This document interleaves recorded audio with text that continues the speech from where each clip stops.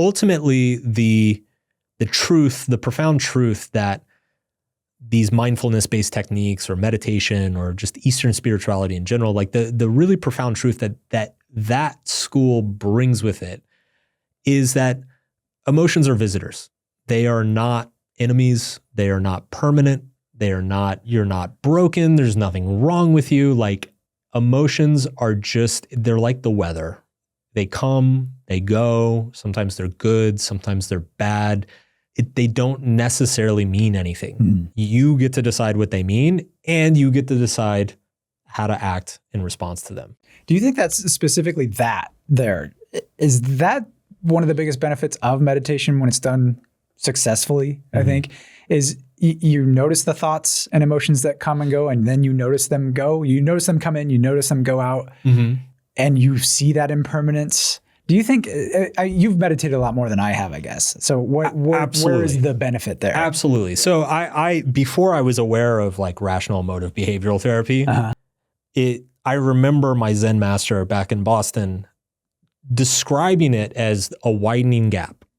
He was like, the more you meditate, so it's like if you take somebody who has basically no self-awareness, right? They instinctively respond to whatever happens to them. It's like a person with zero self-awareness is going to be like, well, it's not my fault I punched the wall, like I stubbed my toe, right? It's just like impulse reaction. And generally, like what happens, the more we develop an understanding of ourselves and our feelings and our internal world, a small gap starts to open up between impulse and action, right? And it's like impulse happens, you're like, okay, this annoying thing happened. Oh, I really want to punch that wall. And then it's like, if the gap gets wide enough, you can stop yourself. Right. You're like, oh, wait, no, don't do that. Right. Right. And I remember my Zen master saying, he was like one of the benefits of meditation is he used to call it widening the gap. He was like, watch the gap get wider to the point where it's like something happens to you and eventually the gap is so wide that you're just like, you can just play in the empty space in between. You can sit there, you can be the Chinese farmer. You can be like, is this a good thing? Is it a bad thing? Should I decide? Does it mean anything? Yeah. Am I going to do something about it? It's like you're just playing in that gap. And, when I did come across REBT and I saw that, I was like, oh yeah. The ABCs, That's like exactly, like I think a lot of this stuff is getting at that, right? Like they're just getting at it at different angles. So like mindfulness is really developing the internal perception, the self-awareness to like see the gap emerge between stimulus and response, or see the entry point to the, thought, feeling, behavior triangle. Okay. And I think, the cognitive reappraisal is really only becomes possible when that gap gets wide enough to do it. And then I think, the psychodynamic stuff, the talk therapy